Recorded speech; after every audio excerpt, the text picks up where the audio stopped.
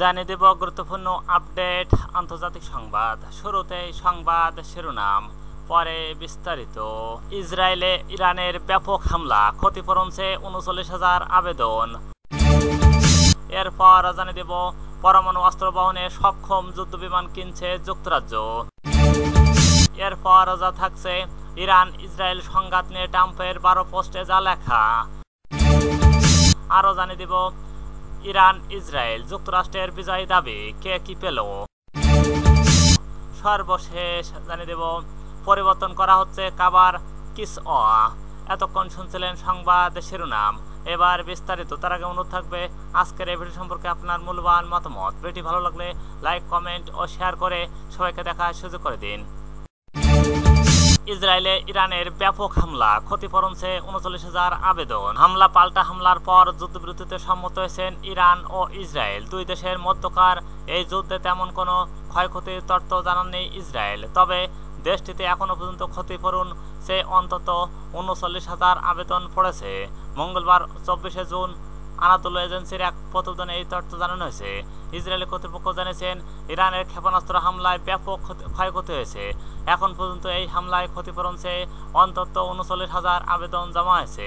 ইসরায়েলের সংবাদ মাধ্যম জানিয়েছেন ১৩ই জুন ইসরায়েলে ইরান সংঘাত শুরু হওয়ার পর থেকে ইসরায়েলের ট্যাঙ্ক ও অথরিটির ক্ষতিপূরণ তহবিলে প্রায় ৩৮,৭০০ দাবি জমা পড়েছে। এই দাবিগুলোর মধ্যে ৩০,৮০৯টি ভবনের ক্ষতি, ৩,৭১৩টি যানবাহনের ক্ষতি এবং ৪,০৫৮টি ৮৫ সরঞ্জাম ও অন্যান্য জিনিসপত্রের ক্ষতি দাবি করা হয়েছে। পত্রিকাটি আরও জানিয়েছেন আনুমানিক হাজার হাজার অন্যান্য ভবনও ক্ষতিগ্রস্ত হয়েছে, তবে এখনও তাদের কোনো ক্ষয়ক্ষতি পূরণের দাবি জমা পড়েননি। ইসরায়েলি ওয়েবসাইট বেহাদ্র ও হারেদিমের প্রতিবেদনে বলা হয়, শুধু মধ্য ইসরায়েলের তেল আবিবে ২৪,৯৩২টি দাবি জমা পড়েছে। এছাড়া দক্ষিণের শহর আশকেলনে ১০,৭৯৩টি দাবি নথিভুক্ত হয়েছে। তবে এখনও ক্ষতিপূরণের মোট আর্থিক পরিমাণের কোনো অনুমান প্রকাশ করা হয়নি।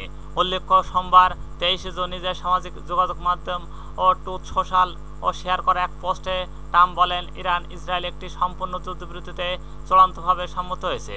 প্রাথমিকভাবে এই যুদ্ধবিরতি ১২ ঘন্টা ধরে চলবে। এরপর পরে যুদ্ধকে সমাপ্ত হিসেবে ঘোষণা করা হবে। ট্রাম্প আরও জানান, প্রথমে ইরান যুদ্ধবিরতি শুরু করবে, এরপর ১২ ঘন্টা পর ইসরায়েলও আনুষ্ঠানিকভাবে এতে যোগ দেবে। মোট ২৪ ঘন্টার পর এই ১২ দিনের যুদ্ধ বিশ্বব্যাপী সমাপ্ত হিসেবে স্বীকৃতি পাবে। তিনি লেখেন, যুদ্ধবিরতির সময় দুপক্ষই শান্তিপূর্ণ সম্মানজনক আচরণ বজায় রাখবে। আমরা ধরে নিচ্ছি সবকিছু পরিকল্পনা অনুযায়ী চলবে, যা অবশ্যই হবে। এজন্য আমি ইসরায়েল ও ইরান উভয় দেশকে সাহস, ধৈর্য ও বুদ্ধিমত্তার জন্য অভিনন্দন জানাই।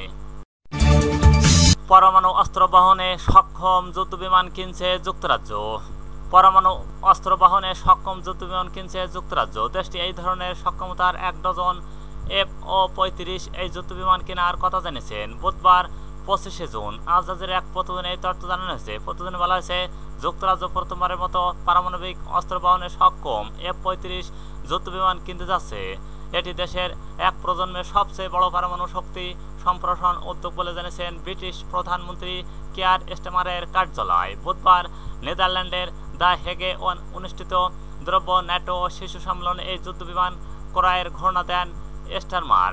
এই পদক্ষেপের ফলে শীতল যুদ্ধের পর প্রথমবার যুক্তরাজ্যের বিমানবাহিনী ও পারমাণবিক অস্ত্র বহনের সক্ষমতা অর্জন করবে। বর্তমানে যুক্তরাজ্যের পারমাণবিক প্রতিরোধ ক্ষমতাও শুধু ডুবোজাহাজ থেকে উৎক্ষেপণযোগ্য ও ক্ষেপণাস্ত্রের উপর নির্ভরশীল। স্টারমার এক বিবৃতিতে বলেন, এটি চরম অনিশ্চয়তার যুগে আমরা আর শান্তিকে নিশ্চিতভাবে গ্রহণ করতে পারি না। তাই আমার সরকার আমাদের জাতীয় নিরাপত্তার বিনিয়োগ করছে। তিনি বলেন, এই F-35 ডুয়াল ক্যাপেবল বিমানগুলো আমাদের বিশ্বমানের রয়্যাল এয়ার ফোর্সের জন্য একটি নতুন যুগের সূচনা করবে এবং যুক্তরাজ্য আমাদের মিত্রদের বিরুদ্ধে শত্রুপক্ষকে হুমকি প্রতিরোধ করবে। ন্যাটো মহাসচিব মার্কো রুটে এই ঘোষণা স্বাগত জানিয়েছেন, বলেন, এটি ন্যাটোর জন্য যুক্তরাজ্যের আরেকটি শক্তিশালী আবেদন। কি আছে F-35 যুদ্ধবিমানে? যুক্তরাজ্যের লকহিড মার্কিন কোম্পানি তৈরি F-35 এই বিমানটি F-35 মডেল উন্নত সংস্করণ। এই ধরনের বিমান ইতিমধ্যে যুক্তরাজ্যের বিমান বাহিনী ব্যবহার করছে। 35 মডেলের বিমানগুলো পারমাণবিক বোমা বহনে সক্ষম। এটি বিশিষ্ট মার্কিন B-61 পারমাণবিক বোমা বহন করতে পারে। ইউরোপের 7টি ন্যাটো সদস্য দেশের বিমানবন্দরে ইতিমধ্যে এই ধরনের বোমা বহন করছে। কোথায় মোতায়েন হবে? নতুন F-35 যুদ্ধবিমানগুলো নরফোকের মারহাম ও বিমান ঘাঁটিতে মোতায়েন করা হবে। ডাউনিং স্ট্রিট বিবৃতি অনুযায়ী এই প্রকল্প সরাসরি ও পরোক্ষভাবে যুক্তরাজ্য প্রায় 20,000 কর্মসংস্থান সৃষ্টিতে সহায়তা করবে। ইরান ইসরায়েল সংঘাত নিয়ে ট্রাম্পের 12 পোস্টে যা লেখা। ইরান ও ইসরায়েলের মধ্যে 12 দিন ধরে চলা রক্তক্ষয়ী সংঘাতের অবশেষে সমাপ্তি ঘটেছে। মার্কিন প্রেসিডেন্ট ডোনাল্ড ট্রাম্পের মধ্যস্থায় যুদ্ধবিরতিতে সম্মত হয়েছেন দুই দেশ। এই পুরো যুদ্ধকালীন সময়ে ট্রাম্প ছিলেন সামাজিক মাধ্যমে সরব, বিশেষ করে তার মালিকানাধীন ট্রুথ সোশ্যালে। যুদ্ধের প্রতিটি গুরুত্বপূর্ণ মুহূর্তে তিনি নিজেই লাইভ পোস্টিং এর মাধ্যমে তুলে ধরছেন। কখনো ইরানকে হুমকি দিয়েছেন, কখনো আলোচনা কথা বলছেন। তিনি এই যুদ্ধকে নাম দিয়েছেন 12 দিনের যুদ্ধ।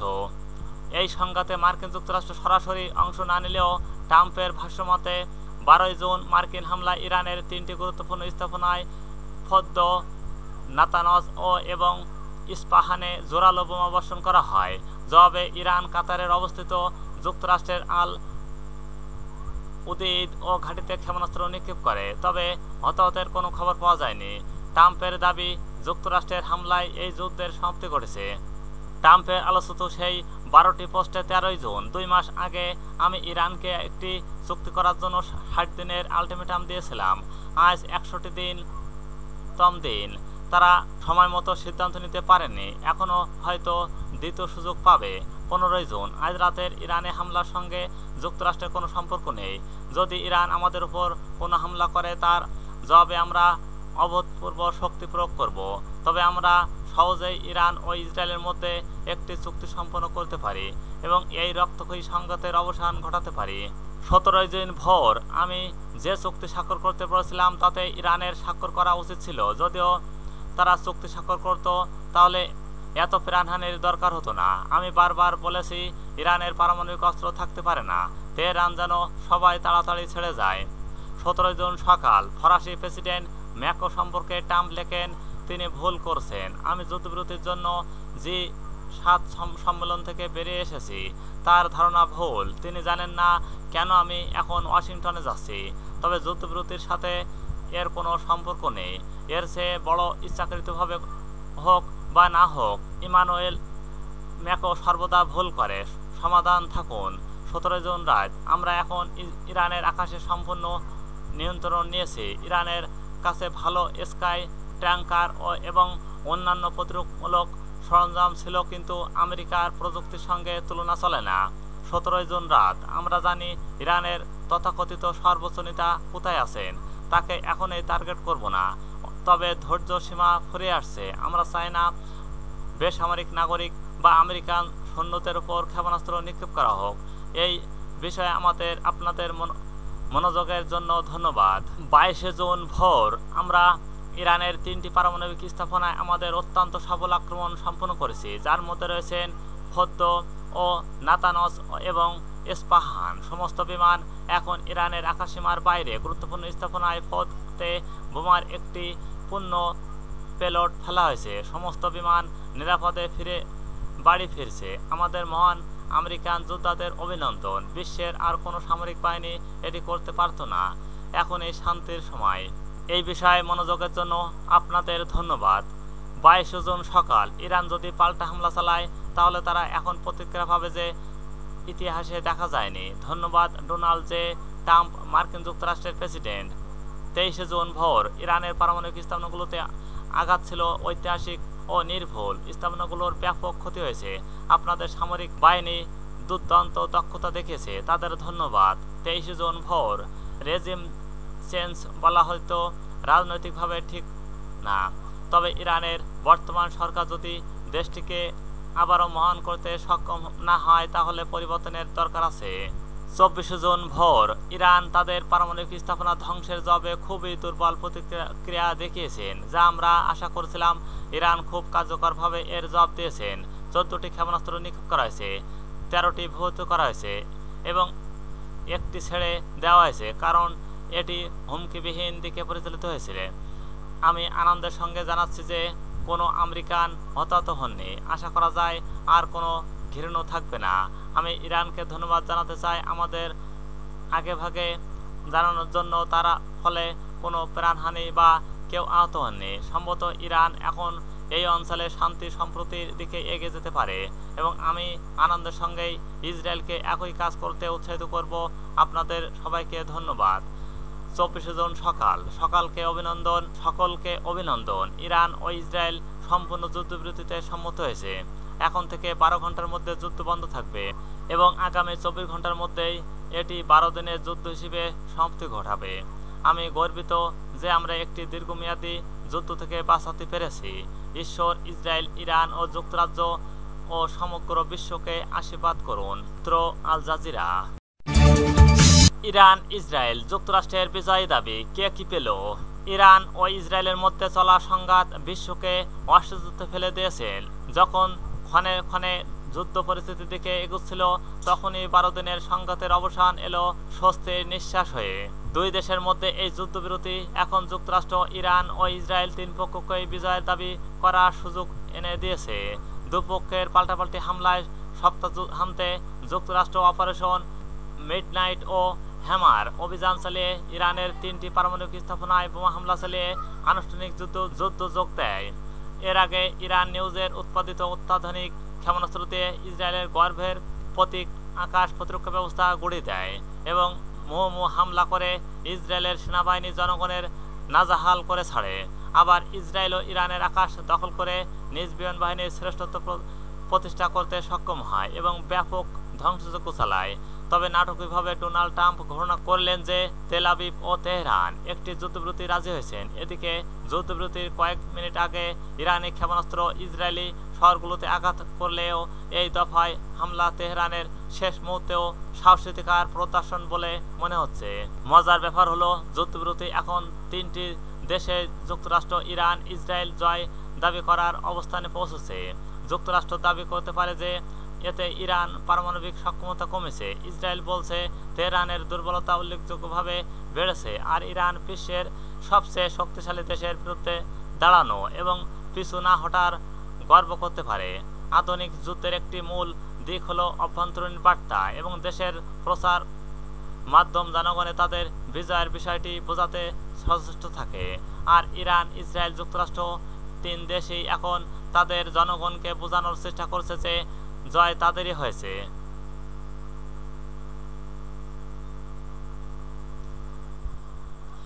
যুক্তরাষ্ট্রের কৌশল, সংঘাত শুরুর পর থেকে কূটনৈতিক সমাধানের পক্ষে কথা বলা যুক্তরাষ্ট্রের হঠাৎ কৌশল বদলায়। গত শনিবার ডোনাল্ড ট্রাম্প ইরানকে মধ্যপ্রাচ্যের দৃশ্য বলে আখ্যা দিয়ে হুঁশিয়ারি দিয়ে বলেন, যদি তেহরান শান্তির পথে না আসে তবে পরবর্তীতে হামলা হবে আরও ভয়াবহ। ঠিকই যুক্তরাষ্ট্র ইরানের 3 পারমাণবিক কেন্দ্রে হামলা করে বসে। হামলার পর ট্রাম্প দাবি করেন ইরানের পারমাণবিক স্থাপনাগুলো সম্পূর্ণ ধ্বংস করে দেওয়া হয়েছে। কিন্তু ওয়াশিংটন জানত সংঘাত কোনো স্থায়ী সমাধান নয়। দীর্ঘস্থায়ী যুদ্ধ ডোনাল্ড ট্রাম্পের জন্য রাজনৈতিকভাবে ক্ষতিকারক হবে বলে ট্রাম্প এটা বুঝতে পারেন। তেহরানের এমন একটা পথ দরকার যাতে তারা উত্তেজনার পথ থেকে সরে আসতে পারে, আবার দেশের অভ্যন্তরীণ জনসমর্থন না হয় এমনটা অনুভব করে ইরান। কাতারে যুক্তরাষ্ট্রের ঘাঁটিতে হামলা চালানোর পর ট্রাম্প পাল্টা হামলায় যাননি, উল্টে ইরানকে আগাম সতর্কতার জন্য ধন্যবাদ দেন। যুদ্ধের মাত্র কয়েকদিনের মধ্যে ইরানে বোমা হামলার জন্য নিজ দেশেই সমালোচনার মুখে পড়া ট্রাম্প এখন নিজেকে শান্তির দূতের ভূমিকায় তুলে ধরতে পারছেন। এই সংঘাতে যুক্তরাষ্ট্র কোনো সেনা হারাননি, নিজের সামরিক শক্তি দেখিয়েছে এবং শান্তি প্রতিষ্ঠার কৃতিত্ব দাবি করতে পারছে। এ যেন ট্রাম্পের জন্য কৃতিত্ব দাবির মক্ষম সময় হয়ে উঠেছে। ইতিমধ্যে তাকে নোবেল পুরস্কারের জন্য মনোনীত করা হয়েছে। ইসরায়েলের দাম্ভিকতা ও আত্মগর্ব, যুক্তরাষ্ট্রের বোমারু বিমান হামলার আগে সপ্তাহেই ইসরায়েল ইরানের বিরুদ্ধে আকাশ নিজের আধিপত্য প্রতিষ্ঠা করতে হয়। তারা ইরানে পারমাণবিক ও সামরিক স্থাপনায় হামলা চালায় এবং তেহরানের আকাশ প্রতিরক্ষা ব্যবস্থাকে নিষ্ক্রিয় করে ফেলে। গত 13 জুন থেকে ইসরায়েল বাহিনী ইরানের ইসলামিক রেভলিউশনারি গার্ড ও কোরের গুরুত্বপূর্ণ কিছু ব্যক্তি ও পারমাণবিক বিজ্ঞানীদের হত্যা করেছে। দীর্ঘদিন ধরে যুক্তরাষ্ট্র এই সংঘাত ইরান ইসরায়েল হিসেবে উপস্থাপনা করার চেষ্টা করেছিল, কিন্তু ইসরায়েলের সবচেয়ে বড় অর্জন এই সংঘাতে যুক্তরাষ্ট্র আনুষ্ঠানিকভাবে জড়িত পড়া। যুক্তরাষ্ট্রের ইরানে চালানো বিমান হামলা শুধু তেহরানে নয়, তারা পুরো বিশ্বকে এই বার্তা দিয়েছেন যে ওয়াশিংটন নিরস্কুণভাবে তেল আবিবের পাশে আছে। ভূ রাজনৈতিকভাবে এই অবস্থান ইসরায়েলের ভাবমূর্তি যেন উজ্জ্বল করেছে, তেমনি দেশের অভ্যন্তরীণ জনগণের কাছে এর প্রভাব পড়বে। আগামী বছর অনুষ্ঠেয় নির্বাচনের আগে ইসরায়েল প্রধানমন্ত্রী বেঞ্জামিন নেতানিয়াহুর জন্য এটি এক বড় রাজনৈতিক লাভ এনে দিতে পারে। মঙ্গলবার মন্ত্রিসভার বৈঠকে ইসরায়েল প্রধানমন্ত্রী বেঞ্জামিন নেতানিয়াহু দাবি করেন, ইরানে পরিচালিত সামরিক অভিযানের সব লক্ষ্য ইতিমধ্যে পূরণ হয়েছে। বিশ্বকে ইরানের প্রতিরোধ বার্তা। ইরান যুক্তরাষ্ট্রের চালানো বিমান হামলা তেহরানকে এক জটিল সমীকরণে ফেলে দেয়। বারবার ধৈর্যের পরীক্ষায় উত্তীর্ণ ইরানের প্রতিশোধ নেওয়া জরুরি হয়ে পড়ে, কিন্তু প্রতিপক্ষ যে বিশ্বের সবচেয়ে শক্তিশালী দেশ, এদিকে মুখ রক্ষা, অন্যদিকে উত্তেজনা থেকে সরে আসার পথ, দুয়ের ভারসাম্য রক্ষা করতে হতো ইরানকে। ইরান সে পথেই হেঁটেছে। দেশটির সর্বোচ্চ নেতা আয়াতুল্লাহ আল খামেনি নির্দেশনা দেন যে ইরানকে পাল্টা আক্রমণ করতে হবে, কিন্তু সংঘাত যাতে আরও না ছড়ে পড়ে। মার্কিন ঘাঁটিগুলো হামলা করে ইরান আন্তর্জাতিকভাবে এমন এক উজ্জ্বল ভাবমূর্তি গড়ে তুলেছে, বিশ্বের সবচেয়ে ক্ষমতাধর দেশের মুখোমুখি হয়ে দাঁড়িয়ে গেছে, মাথা নিচু করেননি, পিছু হটেননি। এছাড়া যুদ্ধবিরতি শুরু হওয়ার কয়েক মিনিট আগে পর্যন্ত তেহরান ইসরায়েলে ক্ষেপণাস্ত্র নিক্ষেপ করে এবং শেষ মুহূর্তের সাহসিকতার প্রদর্শন করে। ইরানের পররাষ্ট্রমন্ত্রী আব্বাস আরাকচি টেলিভিশনে একটা সাক্ষাৎকারে বলেন, তার দেশের বিরুদ্ধে চালানো এই যুদ্ধ মূল লক্ষ্য পূরণ ব্যর্থ হয়েছে। পররাষ্ট্রমন্ত্রী বলেন, আমি বলছি না যে তারা কোনো ক্ষতি করতে পারেননি। হ্যাঁ, কিছু ক্ষতি হয়েছে, কিন্তু তারা আমাদের সব ধরনের সক্ষমতা কেড়ে নেওয়ার জন্য বা অন্য যে কোনো উদ্দেশ্য থাকতে পারে তা অর্জন করতে পারেননি। পরিবর্তন করা হচ্ছে কাবার কিসওয়াহ। হিজরি নতুন বছরে উপলক্ষে পরিবর্তন করা হচ্ছে পবিত্র কাবার কিসওয়াহ ও তথা গিলাফ। হিজরি 1447 উপলক্ষে গিলাফ পরিবর্তনে আনুষ্ঠানিকভাবে প্রস্তুতি নিয়েছে সৌদি আরব। বুধবার 25 জুন গালফ নিউজের এক প্রতিবেদনে এই তথ্য জানানো হয়েছে। প্রতিবেদনে বলা হয়েছে, সৌদির গ্র্যান্ড মসজিদ ও নববী মসজিদের বিষয় দেখাশোনার দায়িত্ব ভারপ্রাপ্ত জেনারেল প্রেসিডেন্সির ও তত্ত্বাবধানে বৃহস্পতিবার রাতে শুরু হবে এই পবিত্র গিলাফ পরিবর্তনের কাজ। কবে পবিত্র কাবা ঘরের গিলাফ কিসওয়াহ পরিবর্তনের আনুষ্ঠানিক প্রস্তুতি নিয়েছে সৌদি আরব। গ্র্যান্ড মসজিদ ও মসজিদে নববীর বিষয় দেখাশোনার দায়িত্বপ্রাপ্ত জেনারেল প্রেসিডেন্সি ও তত্ত্বাবধানে বৃহস্পতিবার রাতেই এই কাজ শুরু হবে। প্রায় 11 মাস ধরে নিখুঁত কারুকার্যের নতুন কিসওয়াহটি সাজানো হয়েছে। মক্কার উলুম জুদ এলাকায় অবস্থিত কিং আব্দুল আজিজ কমপ্লেক্সের ফর হলি কিসওয়াতে এটি যাবতীয় কার্যকর করা হয়েছে।